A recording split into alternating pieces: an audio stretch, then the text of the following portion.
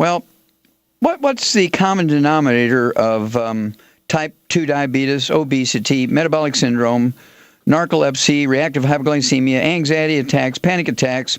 Let's see here. Congestive heart failure, degenerative, just a minute here, I can't read my own writing, ADD, ADHD, autism, depression, manic depression, bipolar disease, schizophrenia, bipolar disease. What's going on here? Okay, what's the common denominator? Well, they're all mineral and or vitamin deficiency diseases, and they're all impacted by the consumption of sugar. Okay, they all get worse with the consumption of sugar, but they're basically mineral, in some cases, mineral plus vitamin deficiencies. All right? And so I want you to get a hold of the CDs called Deadly Recipe, Serial Killer, God's Recipe, and Hell's Kitchen.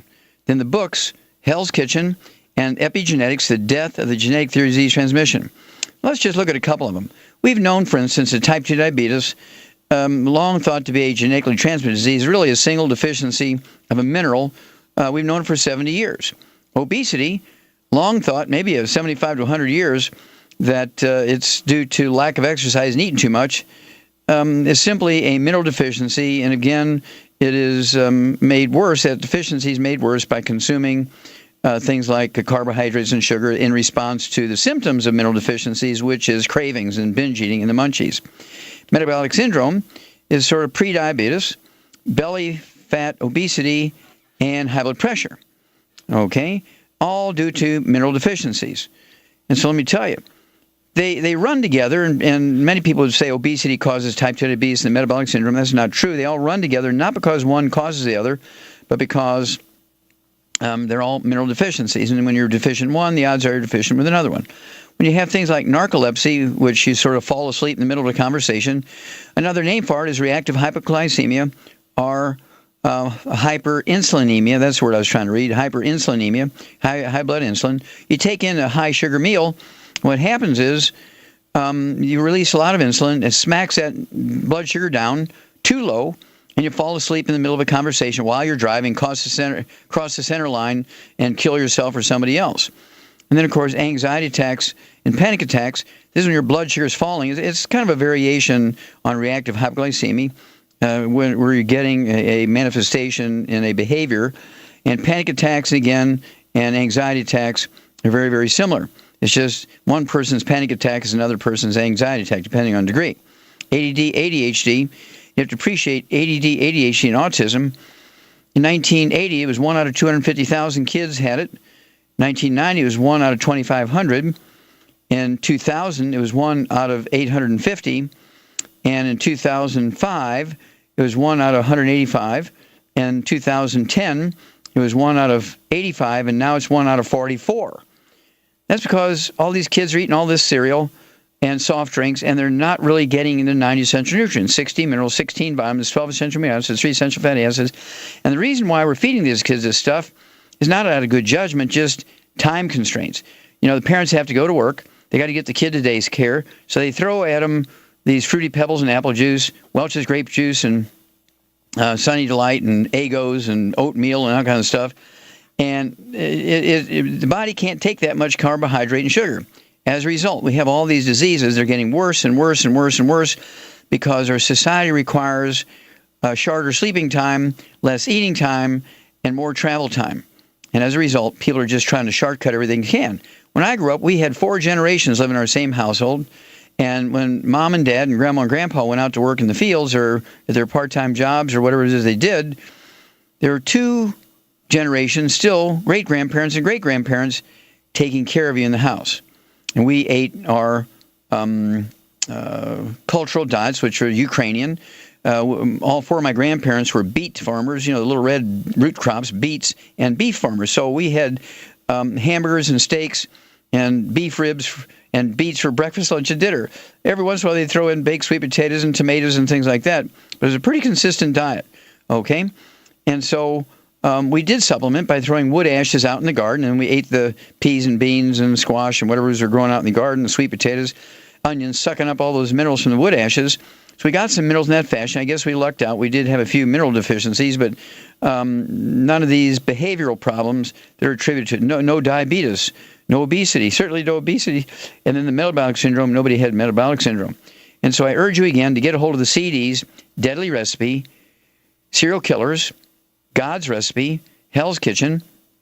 Get the books, Hell's Kitchen, and Epigenetics, The Death of the Genetic Theory of Disease Transmission. Actually, you can also throw in Rare Earths Forbidden Cures. And those books are going to teach you everything you need to know about metabolism of nutrients, particularly minerals, and what happens when you're deficient in these things. Congestive heart failure is a deficiency of a single vitamin, and when you take in a load of sugar, it makes it 10 times worse, maybe 100 times, maybe 1,000 times worse, depending on how deficient you are in that one vitamin that causes congestive heart failure.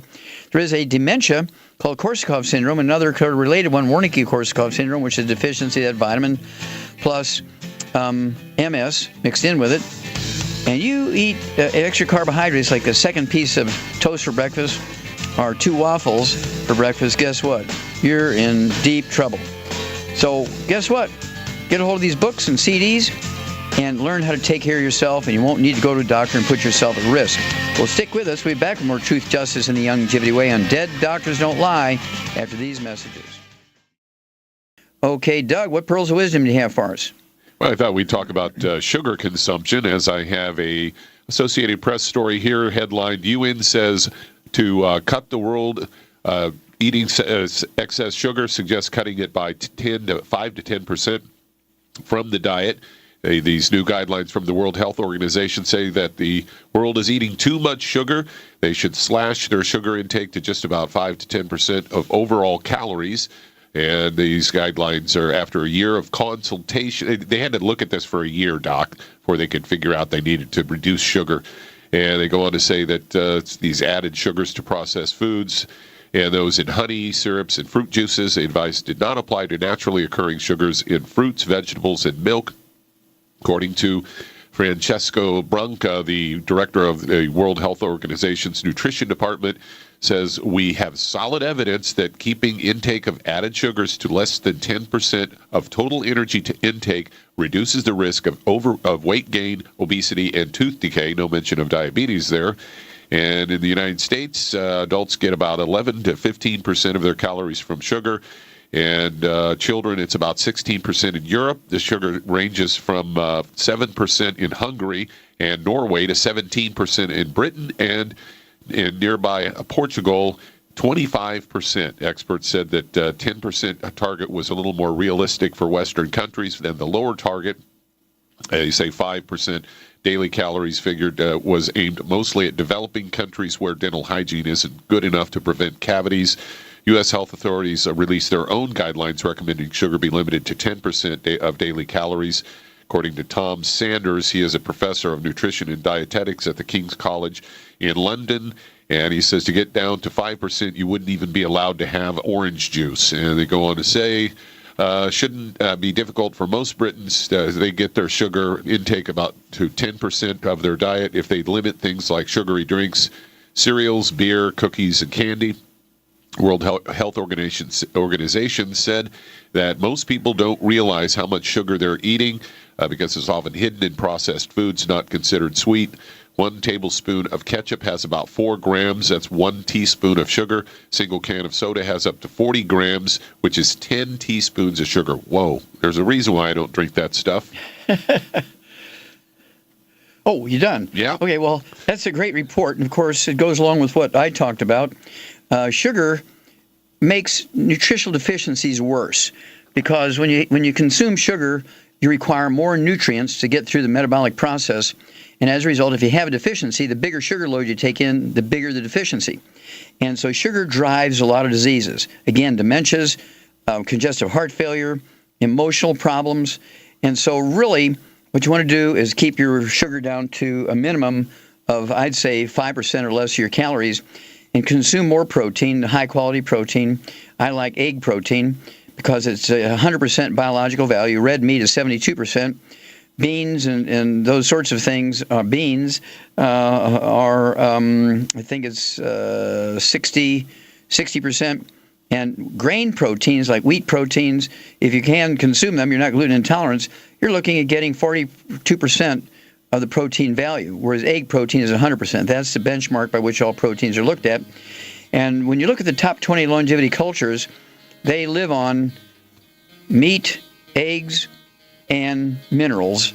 They live on meat, eggs, and minerals, and carbohydrates are a very, very low part of their diet. Their total calorie intake is somewhere around 600 to 900 calories a day, and their sugar intake is less than 0.5%. And they have 40 times 100 as we do. So it's time to really avoid sugar and get used to the taste of food without all that sugar. Thank you, Doug. Super, super input. And we'll be back with more Truth, Justice, and the Longevity Way on Dead Doctors Don't Lie after these messages. Okay, Doug, let's go to callers. Let's head to Pennsylvania. And Cathy, you're on with Dr. Wallach. Hello, Cathy, Hi, you're on the air. Hi, Dr. Wallach. Hi. A friend has been taking Prilosec for the past 9 to 10 years due to being diagnosed with eosinophillic esophagitis, a food allergy. She said that inflames the esophagus. She'd like to get off her Prilosec, but her doctor, who's a chiropractor, told her that she'll probably never be able to do that because her stomach isn't making the acid needed anymore, and that she's at risk for more osteoporosis. Another question I had is... Oh, no, we got to stick with one at a time here. Oh, I mean, that's still the same question, but I just wonder, I love essential oils. I'm really into essential oils. I was just wondering, too, might you be able to even recommend an essential oil for massaging in addition to your recommendation? Okay, that's a different question to me. Okay. Oh, sorry. Okay, at any rate, how much does this lady weigh who's doing the Prilosec? I'd say about 150. 150 pounds, okay. Well, when a person has reflux and esophagitis, this means they do not have enough stomach acid. There is no such thing as acid reflux. It's all a scam, okay? Really, it should be called lack of acid reflux. What happens is when you don't have enough stomach acid, your pH in your stomach's up around 4 or 5. You're moving towards a neutral 7, where it really should be down at 1.2, 1.5, well below 2. It's not sterile anymore when you get up to 4 and 5 because yeast and bacteria will grow in the 4 or 5 pH range, just like in vinegar. And after a while, yeast and bacteria grow there, and it's a perfect place. It's dark, it's wet, it's warm, and every time you eat carbohydrates or sugar, those yeast and bacteria produce gas. You get reflux and belching and burping and bloating and sort of spitting up a little bit of the stomach contents, so it causes erosion of the stomach and also the esophagus. And so basically, I would definitely get this person on a gluten-free diet, okay? Absolutely no carbonated drinks, no alkaline water during meals, no fried foods, no processed meats with nitrates, nitrites, no oils.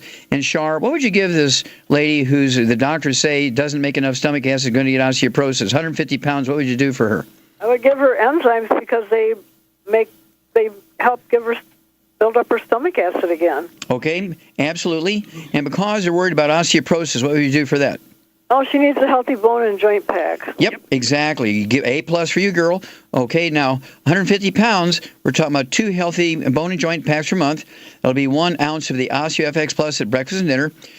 2 scoops of the Beyond Tangerine 2.0 NutriCrystal at breakfast and dinner. 3 of the EFA Pluses at breakfast and dinner, and 15 glucogel a day. 5 at breakfast, 5 at lunch, 5 at dinner. All that will be taken care of by 2 of the healthy bone and joint packs per month.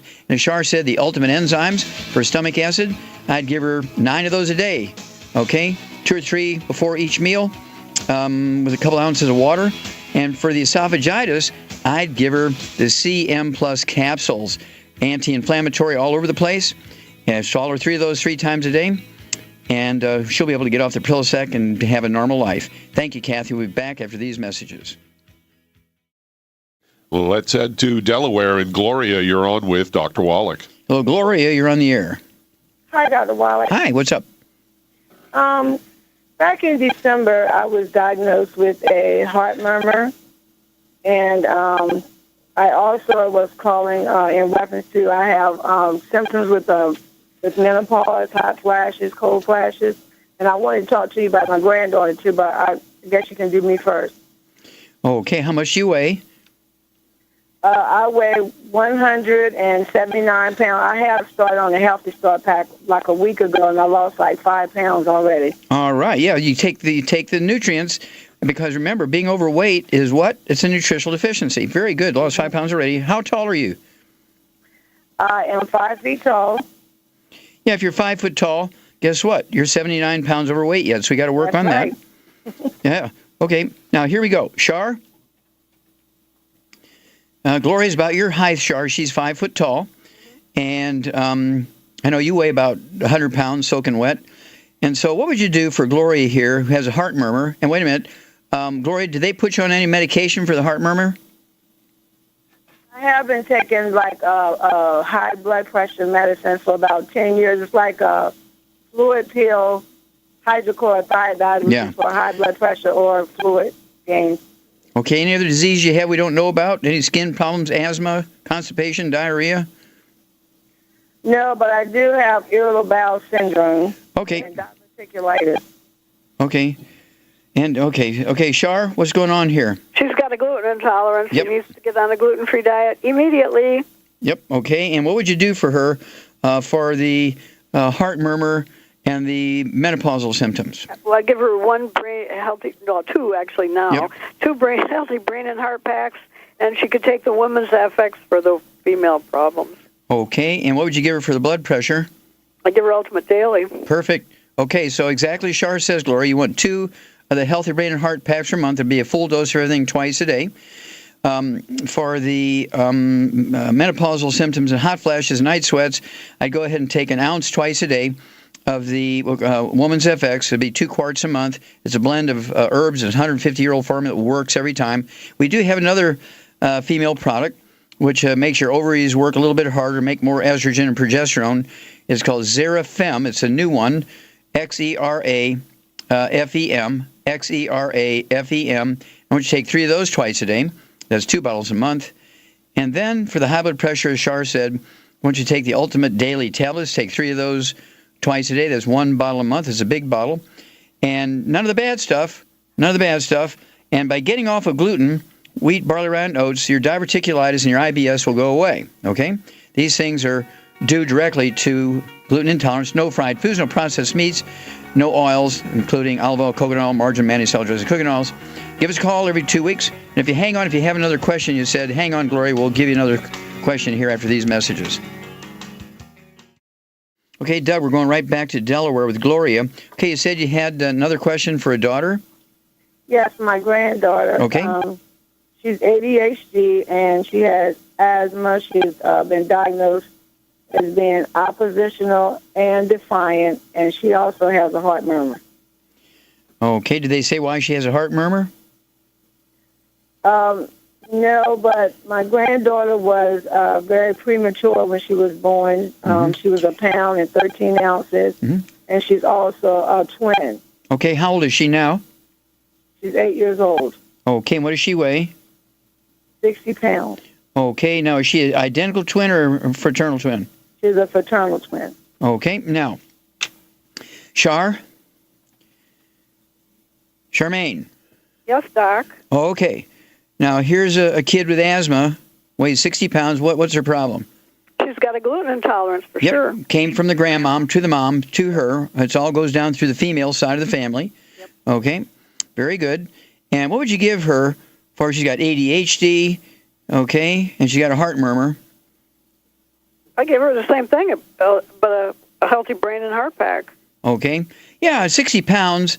I'd go ahead. She's 8 years old. I'd go ahead and give her 1 full healthy brain and heart pack, okay, and give her a half a dose of breakfast, half a dose at dinner time, okay. And also, because she, let's see here, what was the other thing she had? Oh, the heart murmur.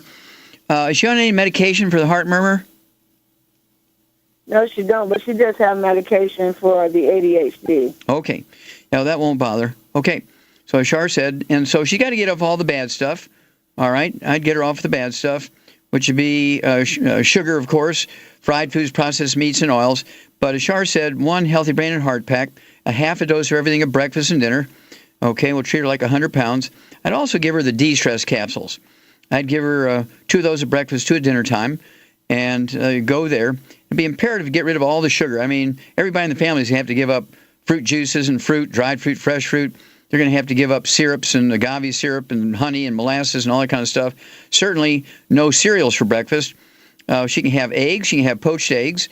And I'd get her some of these our shakes, our protein shakes, okay, either vanilla or chocolate, and make them with some, throw in some more eggs, and the chocolate, I give her some of the chocolate, the liquid chocolate, cocoa gevity, or even pieces of chocolate, give her a little treat there, but it's glycemic friendly, so very, very useful here, and I think we're going to do fine, but everybody in the family, including boys, has a gluten problem, okay, so you need to let your brothers and sisters know, you need to let your mom's siblings know, which means your aunts and uncles, they all have it. Your mom, your grandmother, she's still alive. She's got it. Everybody's got to get rid of the gluten out of their life. Shar hit the nail on the head. When you have irritable bowel syndrome, you pass it on to the kids and grandkids, and they have asthma. It's all been passed down through, and they'll have bowel problems as they get older. So exactly right. Give us a call every couple of weeks, and we'll make sure that this goes right. Okay, Doug, let's go to callers. Let's head to Tennessee. And Liz, you're on with Dr. Wallach. Hello, Liz, you're on the air. God bless you, Dr. Wallach. Well, you're a blessing. How can we help you today, ma'am? Okay, I woke up the other night with a terrible cold from the weekend, and I called my doctor, and he prescribed levofloxacin 500 milligrams for 7 days, and he also gave me Robitussin DM.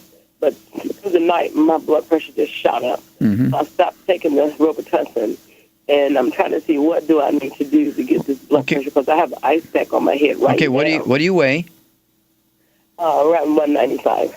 Okay, and how tall are you? 5'3". Okay. Yeah, at 5'3", I'd like to see 110, 115 pounds, so you're 80 pounds overweight.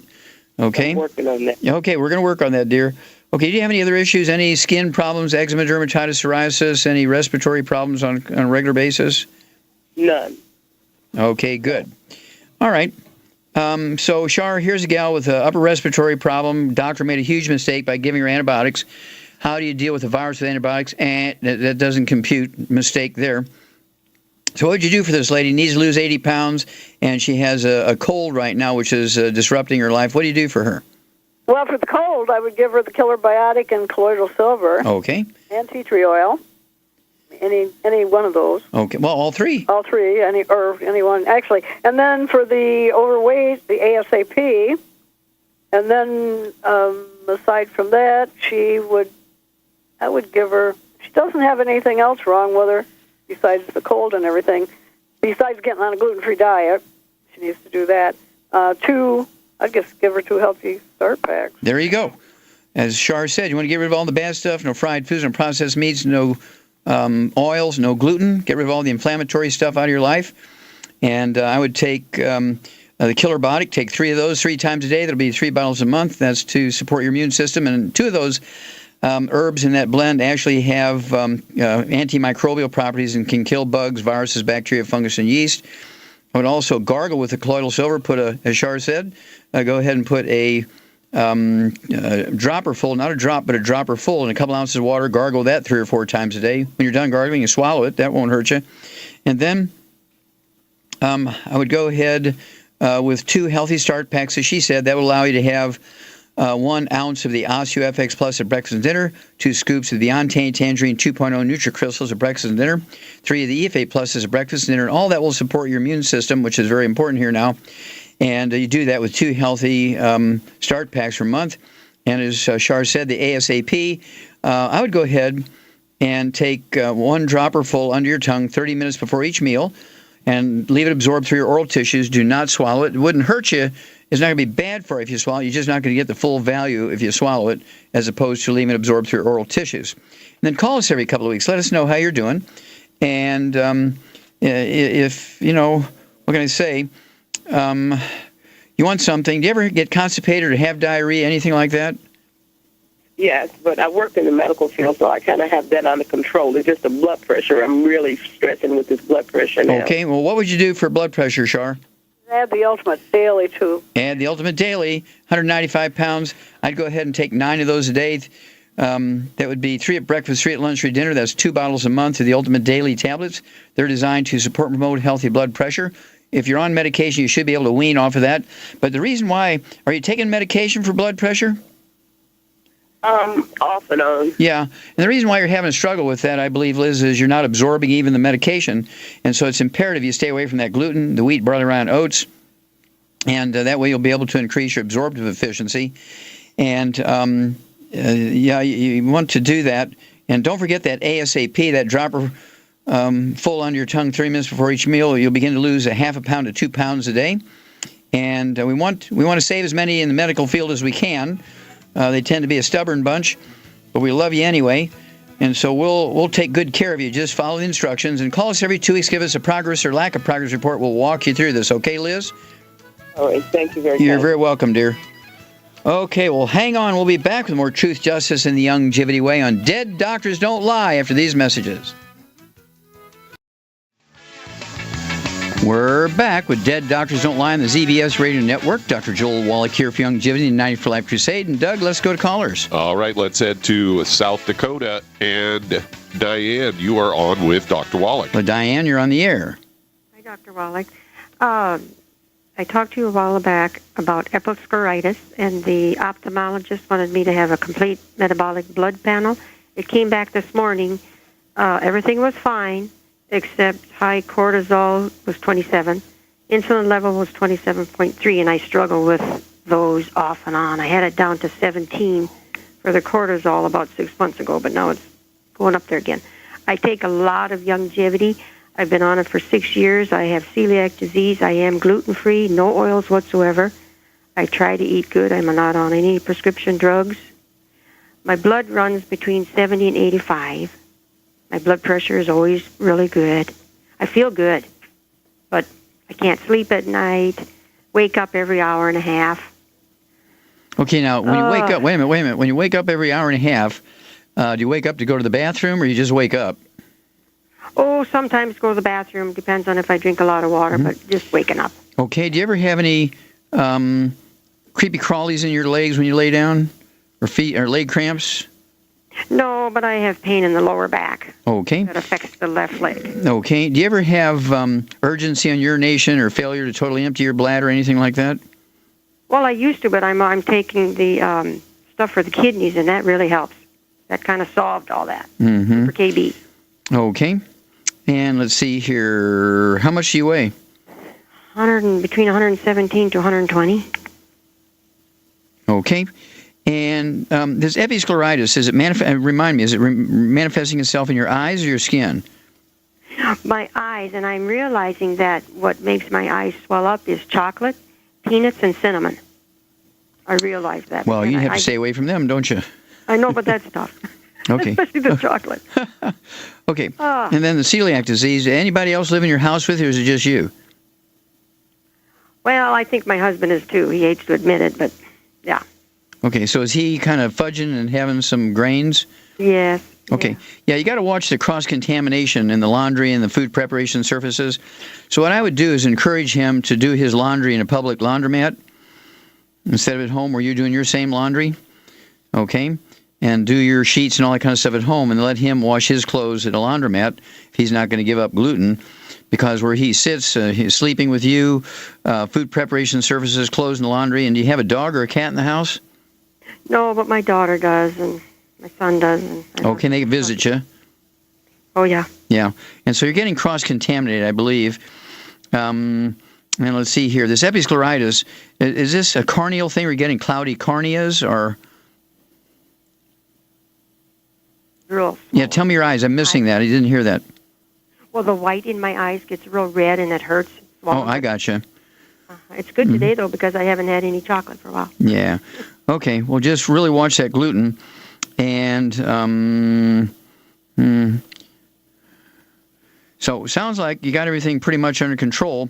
But the eye thing, I would go ahead and take an anti-inflammatory we have called CM Plus capsules.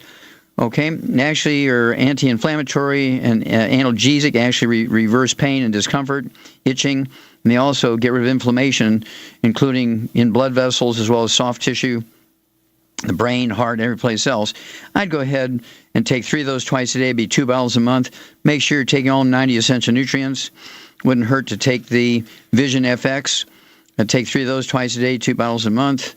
And also, I would go ahead and throw in one of our new products to help stem cells get going to manage and repair everything. Throw in the, Immortalium. I'd go ahead and take 2 of those twice a day, be 1 bottle a month of the Immortalium. And then give us a call, okay? Give us a call every couple of weeks and bring us up to date with what's going on with you after these little changes. Well, thank you so much, Sar. Really great job today. Thank you so much, Doug and Billy. Superlative job as usual. God bless each and every one of you. God bless our troops. God bless our Navy SEALs. And God bless America.